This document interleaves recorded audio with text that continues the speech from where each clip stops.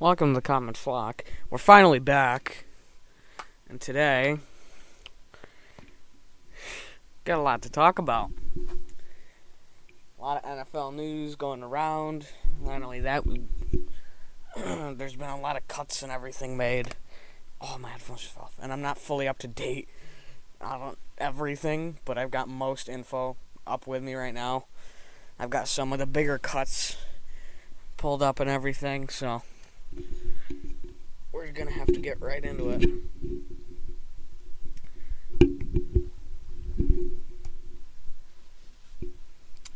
First, I want to go with Jason Kelsey's new contract. What was his contract numbers?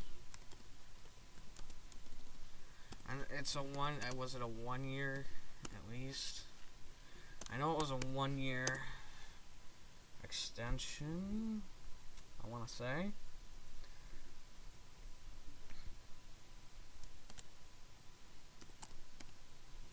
Yeah. Because I brought him in for $9 million fully guaranteed, signing potentially up to $12 million. And it was a signing of a 1 year, $9 million guaranteed contract with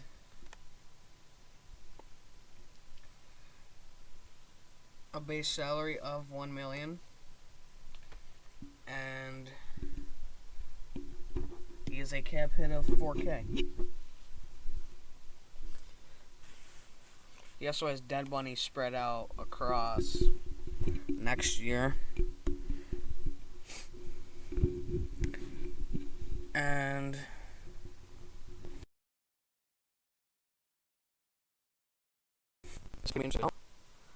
he got $3 million in 2021 incentives, or has. And 2022 and 25 automatically void prior to 2022 a year, which is $15 million in dead cap, thankfully. So only $15 million in dead cap, so it voids a signing bonus in 2023 and 2024 of $3,000,099 and $1.5 million in 2025, and the restructure and everything. Which, that's good. That's very good. To knock out some money there.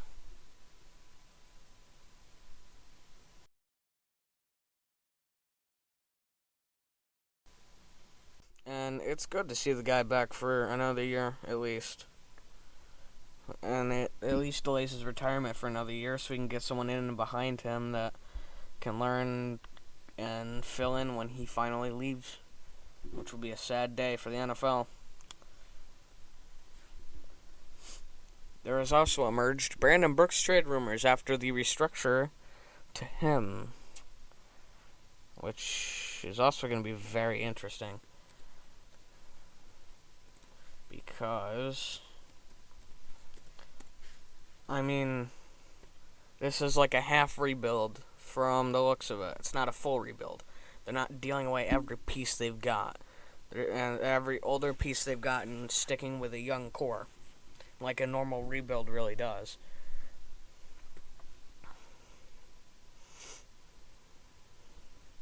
They did cut Blake, Countess, and Hester, though,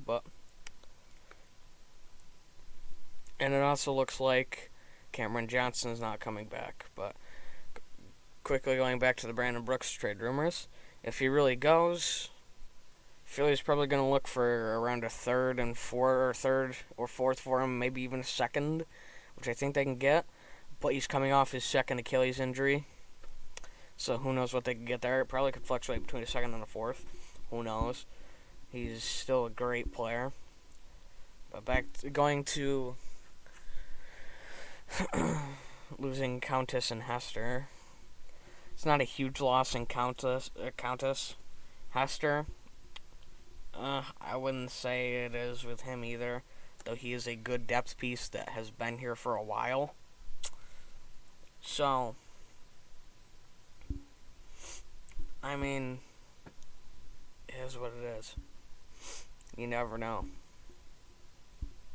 Philly did get 2 comp picks and the 6th. They were the 224th and 225th. So that ups them to, what, 10?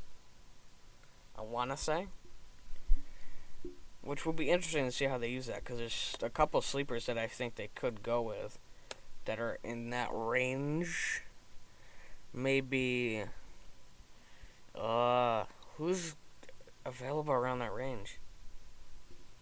Hold on. I don't know. I don't want to look around at mock drafts and see who's available at that range, because they fluctuate between every one. And I have a rule to never look at a PFF mock draft, because those are horrible. But, I mean, you never know. And there's been so many restructures around the league. Christian McCaffrey got restructured. I mean, you've had the restructures to guys like Brooks, like Jackson, who is probably going to be cut. Alshon, who's probably going to be cut.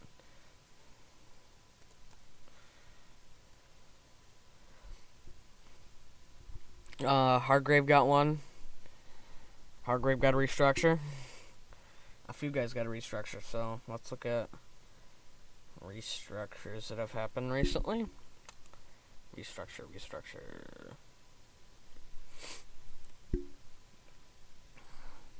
Because there's a couple big names that took pay cuts. Taysom Hill restructured and then got an extension, but we'll talk about the extension later.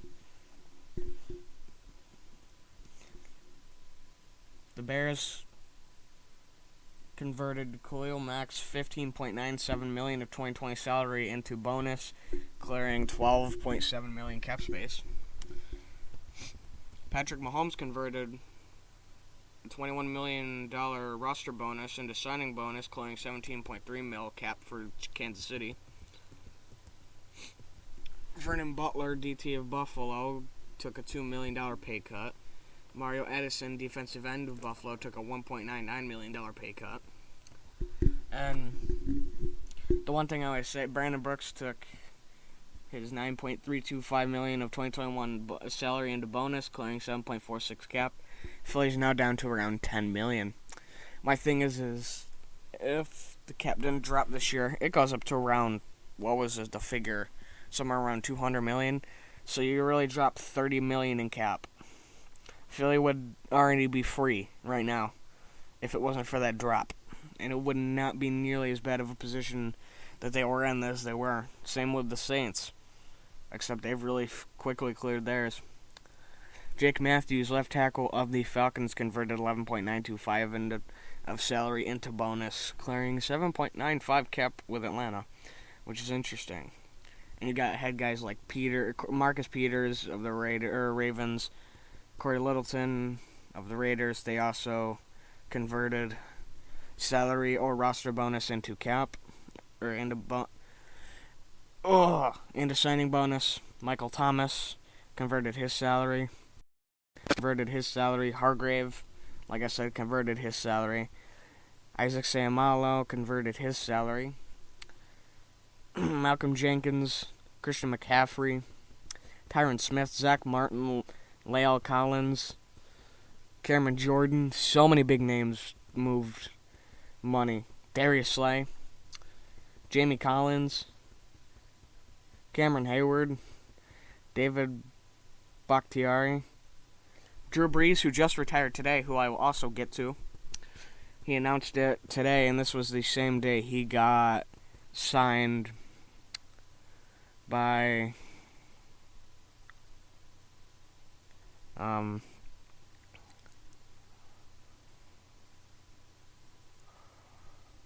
New Orleans 15 years ago.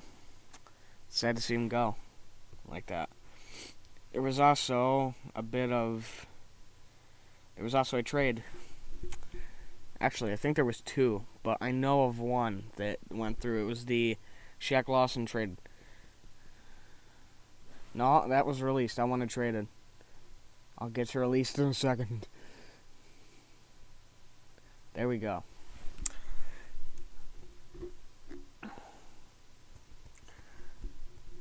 Houston traded Shaq Lawson for Miami's Bernard McKinley. And earlier this week, New England traded Trent Brown, right tackle, in the 7th for Las Vegas' 2022 5th. And that New England pick was a 2022 pick. And then Houston traded Marcus Cannon, right tackle, to New England for a 2021 4th, 5th, and 6th in a pick swap. But I don't see any Houston picks up there. So, and that was today. And the Trent Brown trade happened March 9th, and it was a Patriots-Raiders deal. So I don't know what pick swap they're talking about. I haven't talked about this. The Eagles, well, I have kind of talked about the Eagles trade, but again, looking into it. Colts make playoffs. That was one thing I didn't talk about, because Wentz has to play 75% or 70%, and the Colts make the playoffs of snaps. So that'll be interesting. I didn't know about the 70% thing, so I just wanted to add that, just so it was up to date, because I didn't actually know that. No one really mentioned it. But cracking into the releases, which there was a couple decent ones that could be good Eagles pickups that I've been looking at.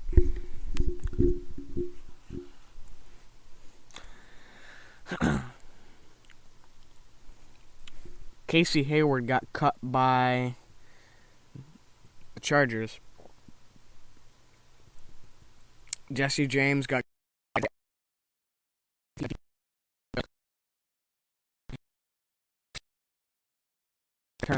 Malcolm, Justin Coleman all got cut. I think Coleman could be a cheap bring-in. I haven't really looked into him. If he's just slot corner, it's a no. Mitchell Schwartz and Eric Fisher both got cut by Kansas City, and they have a center in free agency now, which will be interesting for them because one of them is coming off an injury. I think both of them are coming off an injury. One's coming off an Achilles. The other one's coming off something else, but it's weird that they wouldn't just wait it out, potentially, but it'll be interesting to see what happens to Mahomes next year without those two. Janoris Jackrabbit Jenkins got cut by New Orleans. Malcolm Butler got cut by Tennessee. I think he'd be good, I think he'd be a good grab if he takes a cheaper deal, which I think he could, but who knows. John Brown got cut by Buffalo. He's a player I really liked in Buffalo. And I know Buffalo fans that have spoken well of him. I think he could be a good pickup for cheap for Philly if he'll take a cheap deal. I do like him as a receiver. It'd be interesting. I'd like to see that. Kwan Alexander got cut by the Saints, which is kind of interesting. But this isn't a good year for Philly to grab big guys that want a lot of money, so I don't really see them doing that, so I would really recommend going for someone like him. And it looks like Alex Smith's not getting a re-signing, so sucks to see a guy like him go into free agency for the first time, actually. That's the first time he's ever hit the market. But they're going to stick with Kyle Allen and probably someone they draft.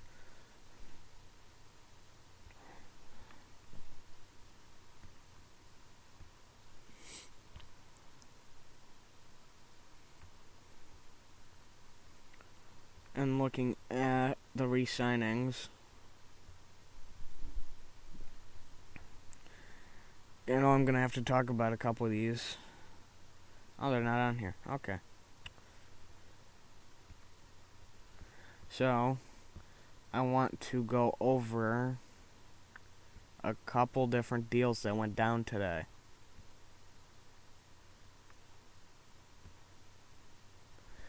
Or not today, but in the last week or so. Cam Newton got a 1-year deal to the Patriots. It's not a long-term option because it was a 1-year deal. But it's interesting.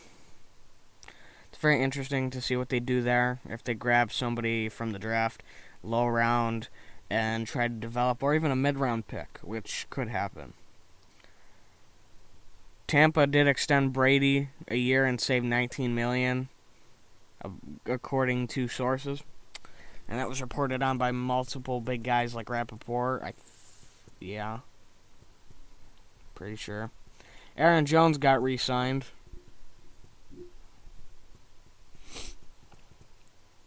That's a big move, and it's very good for Green Bay to get a running back in there again. He's somewhat consistent at times. He's a good back. It's nice to see him there. It's really nice to see him there. I've been watching Green Bay somewhat this year, not as much since Jordy Nelson left, because that's one reason I really like to watch them originally, but I watch them now and again just because I like to check in on what they're doing.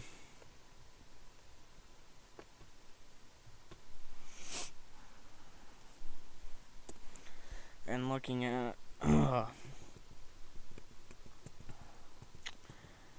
Dax Contract. Now, Dak got a big contract, and I can't believe it. I didn't think he was going to get paid. I told people, no, he's not going to. Oh, he did. He definitely got paid.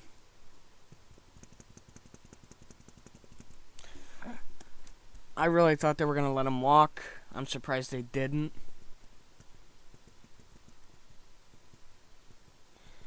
But at this point, with them, you never know. Especially since Dallas may have just screwed themselves for the potential future. Though it doesn't kick in until next year.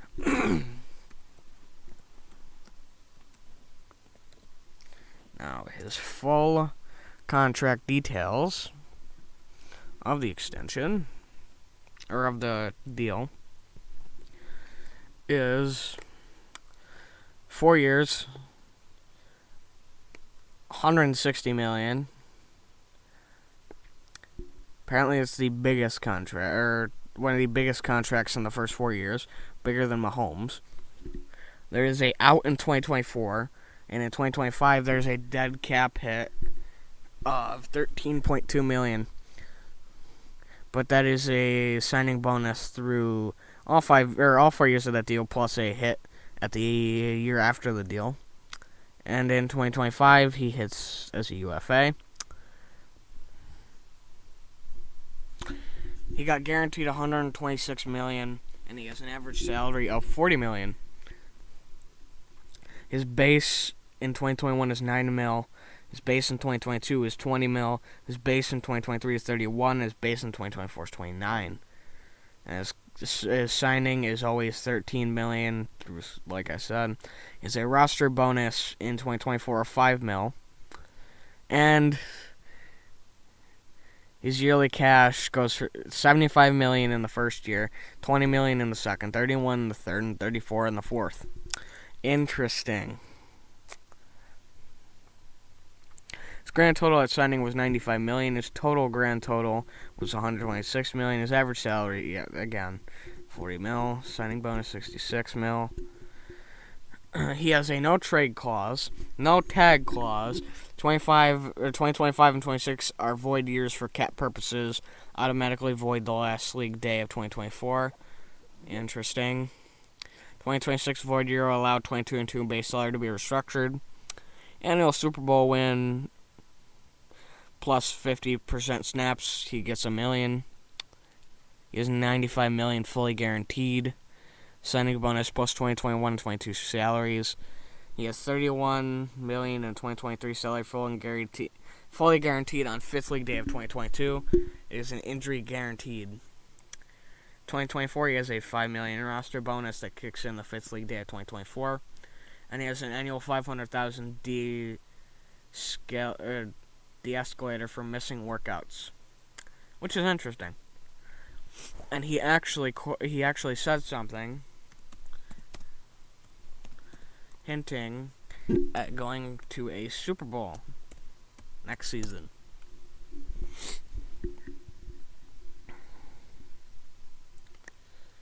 And what he said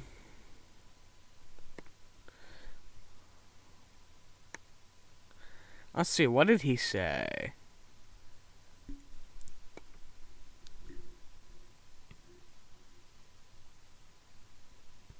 Now I gotta find it.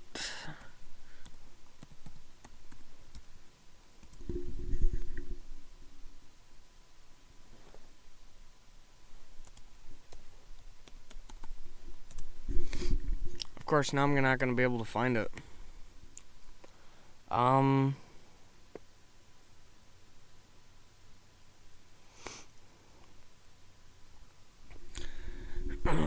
want to find the exact quote, and I can't find it. I may have it right here.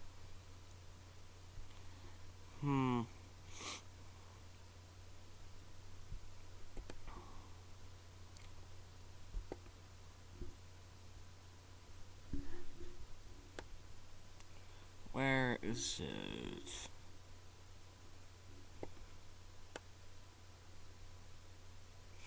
And the thing is, he mentioned a Super Bowl. He said he was going to take him to a Super Bowl. He really did, didn't he? But I want the exact quote because I don't want to misquote it.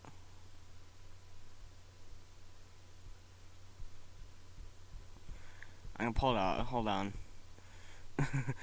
I love trying to find stuff during the show, or during the podcast, because it's fun. Because I'm holding the mic with one hand, because I don't, my stand doesn't reach this far, so, sucks.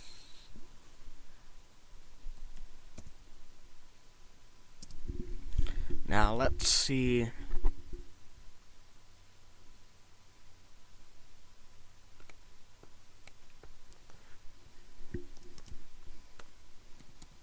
And I'm gonna have to mute this so it doesn't play audio, or else I'm gonna get striked down for having audio. And it's gonna say, you can mute your whole podcast, or you can mute this section, and I'm gonna say, no, I'm not gonna try to do that. So I'm gonna mute site.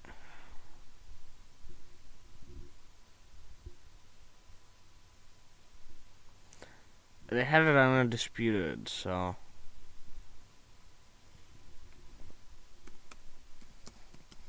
I'll just turn on... I'll find it somehow. Just give me a minute.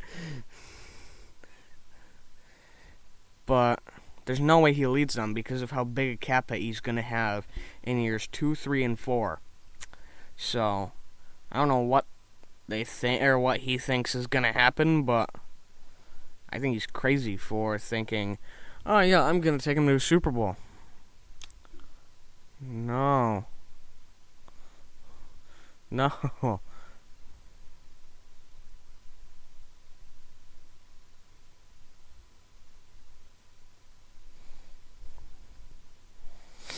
And I don't think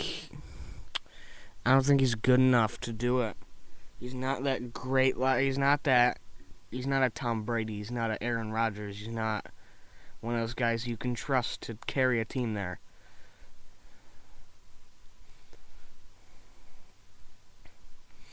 Also, my figure, I was talking about highest paid in first 4. I think that might be right. But highest paid QB average salary, he is second right now at $40 million, right behind Patrick Mahomes. So that is something of note. It's interesting that I don't know what they think he's going to do. I don't. He's not.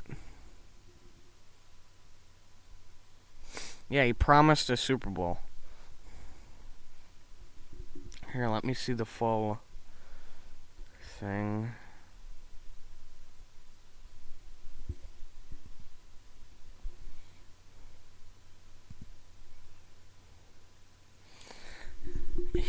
So I'll quote it right here, because it's coming up right here. So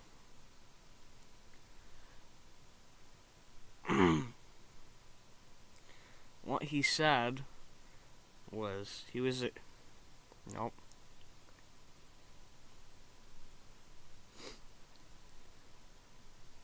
He said the next big press conference we have hopefully will be the day after that big parade. And there's one problem with that. I don't see them making a Super Bowl next year. Not with what they've got. If they can build something, if they can build a better team around him, sure, I can somewhat see it. But you overpaid Amari. You overpaid Dak. You're struggling with the core you've got. Zach Martin, he's not getting any younger. Same with Smith. Same with the rest of that O-line. Same with the defensive line. Same with the corners. Same with the receivers. They're not getting any younger. And they're still not doing great. The receivers aren't the best, no matter if you've got Lamb there or not. I just don't see them making it next year or even the year after when Dax Contract really kicks in. Because that is a $33 million cap hit the year after. And then it jumps to 44, and then it jumps to 47. So that's even worse. You shouldn't expect him to do too much under that.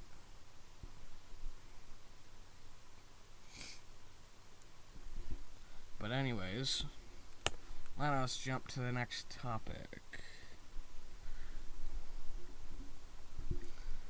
which was the Texans signed Mark Ingram. That's interesting. It'll be interesting to see how he does in Houston, and hopefully he does good there. He's a good back. I just think he needs to find the best place for him to be. And also, I want to know, Pittsburgh brought back Big Ben. This was a mistake. I like to call him the statue in the pocket. I clump him in with a lot of the other statues like Drew Brees, who retired, because he doesn't move. He sits a lot in the pocket. He's a pocket passer. That's what he is. That's what Tom Brady is, more or less. He's mostly a pocket passer. Drew Brees, Phillip Rivers, Eli Manning, they were mostly pocket passers. Could some of them get out of the pocket? Yeah, sure, now and again. But they weren't consistent with it. So, and this is just another one of a breed that's leaving, at least for a while, is statue quarterbacks, and now you're getting the influx of the dual threats. You never had a league full of dual threats, now you've got a lot. Lamar, once at a time, was a dual threat. I think he still can be if he can get back on track fully, and he can get with a good team, with a decent O-line, and some receivers that actually help him out. He's going to be good. And a coaching staff that helps him out consistently. That he can be the dual threat again. You've got guys like Murray, Wilson. There's a lot of guys in the league that can be dual threats that are starters right now. I mean, Mahomes is too. And before anybody mentions the Super Bowl, he had turf toe, and he had to get surgery on it after the Super Bowl. That's not normal for a turf toe. I mean, and I argued with someone in the PSN Discord about this, which you can tell the turf toe hampered him. He wasn't as mobile as normal. He was less mobile than the game before, and he struggled a lot more than the game before. Yes, the scheme that they drew up was working well on the other side, on the Tampa side, but that's all because he stayed a lot behind the line. You didn't see him do very much of going across that line of scrimmage, and when he did, he went straight towards the sidelines. He was on that side of the sidelines. He didn't go through the middle and towards the sidelines. He stayed along the sidelines and looked like he avoided contact slightly, where his normal playing, he doesn't do that. He doesn't sit on the sideline when he runs. He goes from around the midfield to the sidelines.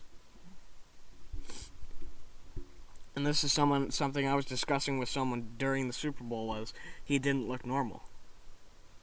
But I don't know if I think it was a mistake bringing back Big Ben, unless you're going to put somebody behind him and have him teach. Other than that, I think you just got to start fresh there. That, and I can't wait to see what Chase Claypool does there, especially with Juju potentially leaving. I think he's struggled ever since Brown left.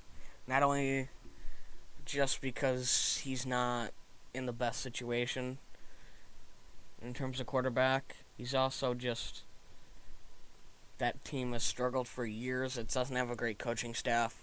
It doesn't have a great built team in general. Don't get me wrong, it's got a lot of good players, but it's not. You saw they crumbled against Cleveland. And don't get me wrong, Cleveland's a good team, but they crumbled. They went from 11-0 and Corvette to wild card spot and losing to the Browns. Again, no offense to the Browns, but and stuff like that happens all the time. Like when Kansas City beat an undefeated Packers team back around 2011? Yeah, 2011, because that was 2 years before Andy Reid got hired, which was 2013, because he left Philly in 2013. I could be wrong. It could be 2012, but I think it's 2011. But again, I just don't think that's the right place for him. I think he can go somewhere else. And then I think Chase Claypool could take a step closer to being a spotlight receiver for now. I think they'll pull somebody in, though, to take a spot. They probably will. Because, I mean, when you think of Juju, you don't really think of a necessarily great player star that you can have be your true number one that will do everything for you. Because he struggled at times last season. And it doesn't help that they had no running attack, but still. At times they had no running attack on Pitt. And now let me go over to the Eagles' first round pick. People have been saying a lot it could happen at this spot. We've heard Kyle Pitts can be picked, Jamar Chase can be picked, Smith can be picked. You can trade down, which I'm very in favor for, of trading down to around maybe 10, 11, grab somebody there. I mean, you've also heard Parsons, but that's start to die down. You hear a lot more about Pitts, but that's partially because people debate, is Pitts a tight end or more than a tight end, which he is definitely more than a tight end. People who say he's just a tight end don't know what they're talking about most of the time, or just don't like him or have a bias against him, I think. Because he's more than a tight end. He's got a Chase Claypool catch radius expanded slightly. He's got height where he could tower over a slot corner, and he played in the slot. So he could tower over your average corner, and even potentially your average linebacker. What is your average linebacker height? Your average linebacker height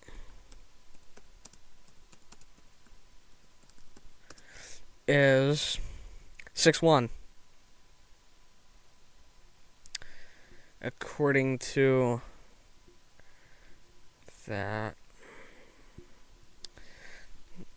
according to this page, it is, like I said, 6'1". I think that your average middle linebacker is a little shorter than your outside linebackers, but still, he's taller than most guys that are going to be out on that field. I mean, there are some guys that are taller than him, like look at Mailata, left tackle, who Jordan Mailata actually looks to be starting this season, which is also something I'll get onto later. But I honestly rate Smith higher than Chase, just because based on the fact that Smith played last season and he was the first player to win AP and Heisman player, or first player to win both the AP and the Heisman. AP Player of the Year and Heisman? I think he was. But And I get it, they don't look at awards when you go into the NFL, but still, you can't discount him that he had a great season. Though he played on Bama, that's one reason why I don't rate Mac Jones highly. And I think he's probably he's the worst first round quarterback, is because he played at a school where your receivers are usually open. And that's why I sometimes like to look a little bit more towards players in places that have a little bit less to work with and do more with them. And why I like some more. I do really like Zach Thomas out of App State, although he's on Appalachian State. I do like him. I'm starting to like him a lot. 7th rounder. And then there's also Ian Book, so I'm always split between them and mock drafts if I have a really late pick, which I usually do when I do a little bit of trading around. But it'll be interesting to see what they do for that first round. I'm hoping they trade down and grab a linebacker like JOK or Jeremiah Owusu-Koramoah, and that's just taking away a Notre Dame bias. Because you take away that bias, he's a great player in terms of instinct. He can play at your slot. He can play slot corner. He can play safety if he needs him to. He can play in a 3-4 scheme. He can play in a 4-3 scheme. Because in a 3-4, he's a rushing outside linebacker. Because he can rush, or he can play your normal linebacker in a 4-3 scheme, which is what he played in Notre Dame. He played great in the linebacker. Like I said, slot corner, safety. He played on the D-line. He played in a lot of spots on that defense, and you can't discount that. Because he played in many different spots and showed he could play there. Not only that, he developed from a 3-star talent, which is one of the reasons why I have really started looking into that and then saying Notre Dame's a developmental team, because look at guys like Ian Book. He, winning his quarterback in Notre Dame history, went from a 3-star to that. So it's interesting to see where he goes to, but I'm hoping Philly trades down just because I want to see a trade down. There's so many options at 6 where you can trade down to 10, 5. I don't know why I keep thinking 6. You can trade down to 10 and then wait and see who and what falls to you there, and you can get draft capital for the later rounds there. That's why I always trade down to 10 and try to grab a 4th rounder and try to grab Dalen Hayes, because, again, Notre Dame Bias Society is a great grab in the 4th round. But it'll be interesting to see what happens there.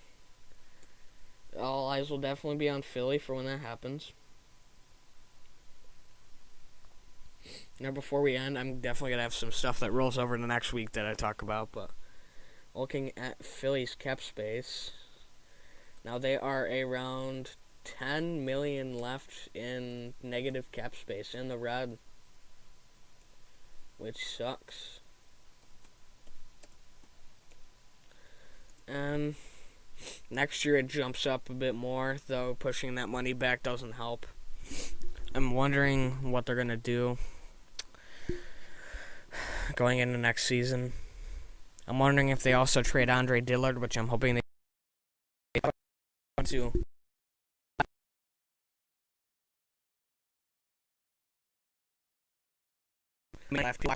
Andre Dillard, they're for maybe a 4th or 3rd, and get as much as you can out of it, and then just put in Mailata. That would be interesting. I'd love to see that, because Mailata's a great player. He developed a lot over a couple of years, and he overcame the impossible. He was a rugby player, and he turned into an NFL offensive lineman. Also, Zach Ertz is irked that he's not gone yet, because Philly's been trying to make moves for a 3rd and 4th round pick, but they cannot get what they want. So right now they're trying to get offers for that, or whatever they like. It'll be interesting to see what happens there, and hopefully I can have an update by next podcast, which I probably will.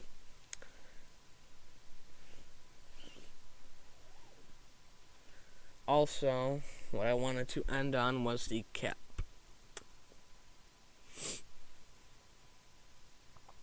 Right now you got $33 million in dead cap from Carson, $5.8 million from Deshaun, and then under $300K for Sharif Miller and Tego Wanogo. So that's according to Over the Cap, the dead money right now. And what is the salary?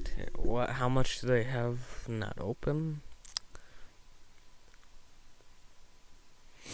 No, they're taking more dead cap hits than that, but that was what came up on the other one.